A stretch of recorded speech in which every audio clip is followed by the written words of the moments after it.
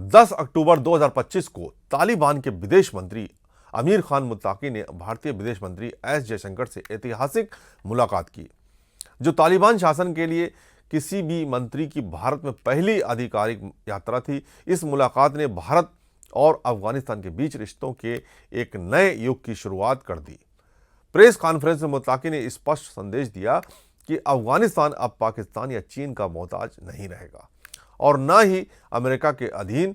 भारत को उन्होंने अफगानिस्तान के विशाल खनन संसाधनों में निवेश के लिए खुला न्योता दिया, खासकर लिथियम, कॉपर और आयरन जैसे मिनरल्स जो आज की ईवी और टेक इंडस्ट्री के लिए स्ट्रेटेजिक एसेट्स माने जाते हैं। भारत ने 2010 में हजीगक आयरन माइन में दिलचस्पी दिखाई थी, लेकिन सुरक्षा कारणों से पीछे हट गया था। अब तालिबान स्वयं आमंत्रण दे रहा है। एस जयशंकर ने इस अवसर का स्वागत करते हुए कहा कि भारत अफगानिस्तान में अपना टेक्निकल मिशन पूर्ण एम्बेसी में अपग्रेड करेगा, जो द्विपक्षीय कूटनीति के लिहाज से एक बड़ा संकेत है। इसके अलावा अफगान विदेश मंत्री ने चाबहार पोर्ट की अहमियत पर भी बल दिया और अमेरिका से अनुरोध किया कि इस पर लगाए गए प्रतिबंधों में राहत दी जाए, जिससे भारत अफगान व्यापार को बढ़ावा मिल सके। उन्होंने भारत से अफगानिस्तान तक पहुंचने के लिए बाघा बॉर्डर को खुला रखने की अपील की और व्यापार को राजनीति से अलग रखने की सलाह दी। इस प्रेस कॉन्फ्रेंस का असली धमाका तब हुआ जब मुत्ताकी ने पाकिस्तान को चेतावनी दी। 9 अक्टूबर को पाकिस्तान द्वारा काबुल पर किए गए एयर स्ट्राइक को लेकर उन्होंने तीखी प्रतिक्रिया दी और कहा कि पाकिस्तान को सोवियत यूनियन और अमेरिका और नाटो के सबक लेना चाहिए। अफगानिस्तान को कोई भी धमका नहीं सकता। उन्होंने दो टूक कहा कि अफगानिस्तान कभी भी बलूचिस्तान नहीं बनेगा, मतलब किसी बाहरी ताकत का उपनिवेश नहीं बनेगा। ये बयान पाकिस्तान और चीन, खासकर उनके संयुक्त CPEC प्रोजेक्ट के लिए सीधी चुनौती है। अफगानिस्तान अब खुद को जियोपॉलिटिकल चेस बोर्ड पर एक स्वतंत्र खिलाड़ी के रूप में स्थापित कर रहा है, जो न सिर्फ पाकिस्तान की TTP समस्या को नजरअंदाज कर रहा है, बल्कि चीन के BRI ड्रीम्स के लिए भी सिरदर्द बनता जा रहा है। चीन लंबे समय से अफगानिस्तान को CPEC में शामिल करना चाहता था, लेकिन मुत्ताकी ने बीजिंग और अब दिल्ली में स्पष्ट किया कि तालिबान अपनी शर्तों पर चलेगा। बलूचिस्तान में लगातार हो रहे आतंकी हमलों, 2025 में चीनी वर्कर्स पर 10 से ज़्यादा हमले हुए थे, उसमें से चीन पहले ही चिंतित है। अगर भारत अफगानिस्तान के खनन क्षेत्र में घुसता है तो चीन की मोनोपोली टूट सकती है। पाकिस्तान के लिए ये और भी बड़ा झटका है। वो तालिबान को दशकों तक स्ट्रेटेजिक एसेट्स मानता रहा, लेकिन अब तालिबान उससे दूरी बना रहा है। पाकिस्तान का सबसे बड़ा डर यह है कि भारत तालिबान के मजबूत होते रिश्ते कहीं TTP को अप्रत्यक्ष समर्थन में न बदल जाए। मुत्ताकी का 20 साल और लड़ सकते हैं वाला बयान न सिर्फ अमेरिका के लिए संकेत है कि वो दोबारा अफगान ज़मीन का उपयोग न करे, बल्कि पाकिस्तान को ये भी कहता है कि अफगान जनता किसी भी हस्तक्षेप को बर्दाश्त नहीं करेगी। वहीं भारत इस मौके को भुनाने में आगे बढ़ रहा है। $3 बिलियन से ज़्यादा की मदद पहले ही अफगानिस्तान को दी जा चुकी है। स्कूल, सड़कें, संसद भवन, बांध और स्वास्थ्य सेवाएं, और अब भारत डिप्लोमेटिक, ट्रेड और स्ट्रेटेजिक लेवल पर तालिबान के साथ व्यवहारिक रिश्ते कायम कर रहा है, बिना औपचारिक मान्यता दिए। अमेरिका, रूस, ईरान और चीन सभी देश इस नई कूटनीतिक चाल का मूल्यांकन कर रहे हैं। चाबहार पोर्ट और north south transport corridor Bharat को अफगानिस्तान और आगे सेंट्रल एशिया से जोड़ सकते हैं। ये चीन के BRI का वैकल्पिक रास्ता बन सकता है। इस पूरी स्थिति में अफगानिस्तान एक हिंज कंट्री की भूमिका निभा रहा है, जो भारत और मध्य एशिया, रूस और ईरान के बीच व्यापार और सुरक्षा के लिहाज से कनेक्टिविटी का केंद्र बन सकता है। हालांकि ये सब इतनी आसानी से नहीं होगा। पाकिस्तान अपनी छवि और सुरक्षा को लेकर डिफेंसिव मोड में है। काबुल पर स्ट्राइक के बाद तालिबान की चेतावनी और फिर मुत्ताकी की भारत यात्रा ने पाक डिप्लोमेसी को बैकफुट पर ला दिया। सोशल मीडिया पर पाकिस्तानी यूजर्स ने इस पर तीखी प्रतिक्रिया दी है। कईयों ने इसे भारत का तालिबान को खरीदना तक कह दिया। वहीं चीन, जो अफगान मिनरल्स पर नज़र बनाए बैठा है, अब भारत की संभावित एंट्री से परेशान है।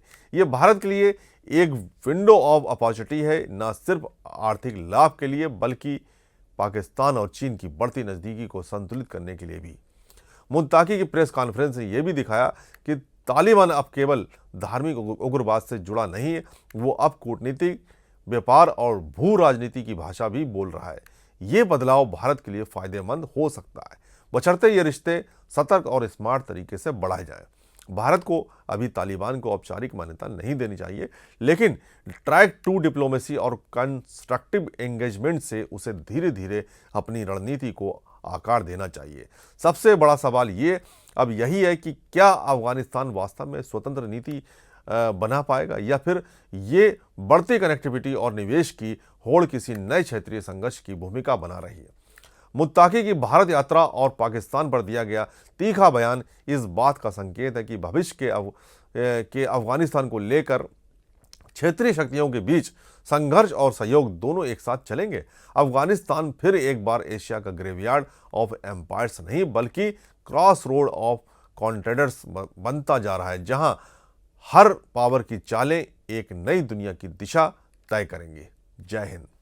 हम तो यहाँ पे थे तो हमने भी सुनाया, मोहतरम ज़बीउल्लाह मुजाहिद साहब ने रिपोर्ट दिया कि काबुल में एक आवाज़ सुनाया, तो रात भर उसकी जो तलाश हुआ अभी तक कोई नुकसान का कोई ख़बर नहीं आया है, और ये भी पता नहीं चला कि ये आवाज़ क्या चीज़ के थे। क्या उधर कोई मादनियात में काम करने वालों ने कुछ चीज़ों को धमाका दिया या कोई बात है।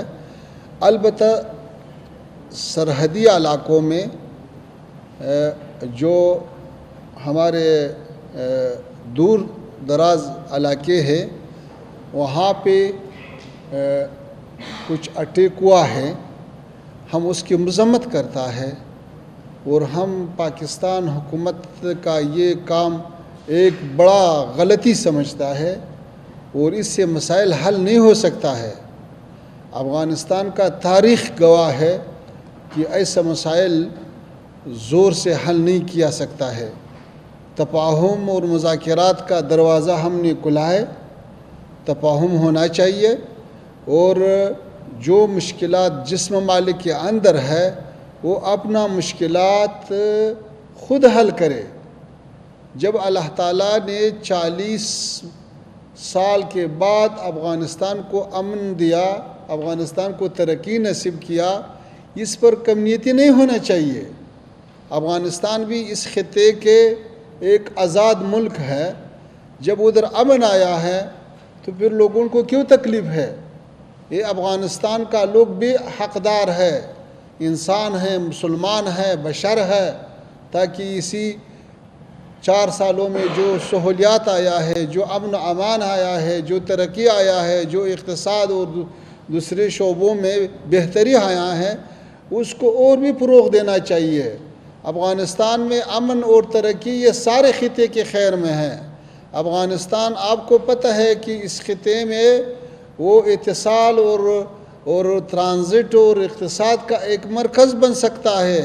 ये जोग्राफिया ऐसा है कि सेंट्रल एशिया और जनूबी एशिया के दरमियान ये बेहतरीन नज़दीक रास्ता है वसल का, तो इससे फ़ायदा उठाना चाहिए। इस हालात को ख़राब करना नहीं चाहिए। हम जैसे हिंदुस्तान के साथ अच्छा ताल्लुकात चाहता है, पाकिस्तान के साथ भी अच्छा ताल्लुकात चाहता है, लेकिन ये ताल्लुकात दोनों तरफ से हो सकता है, एक तरफ से तो नहीं हो सकता है। इसलिए हमारा ख्वाहिश ये है कि ऐसा गलती को तकरार नहीं करना चाहिए। अफ़गानियों का हौसले नहीं आजमाया, उसको ज़्यादा छेड़ना अगर लोग करता है तो वो एक बार अंग्रेज़ से पूछे, फिर सोवियत यूनियन से पूछे, फिर अमेरिका से पूछे, फिर नाटो से पूछे, ताकि वो आपको थोड़ा सा समझाए कि भाई अफ़गानिस्तान के साथ ऐसा खेल करना ये अच्छा नहीं है। अफ़गानिस्तान का लोग, अफ़गानिस्तान का हुकूमत, अफ़गानिस्तान का जो मौजूदा सियासत है वो मुतवाज़िन सियासत है, वो सुलहामेज़ सियासत है, वो बिरादरी चाहता है, हम इक़्तिसादी रवाबित चाहता है, हम डिप्लोमेटिक रवाबित चाहता है। जब डिप्लोमेटिक रवाबित मौजूद है तो वही रास्तों से मुश्किल हल करना चाहिए।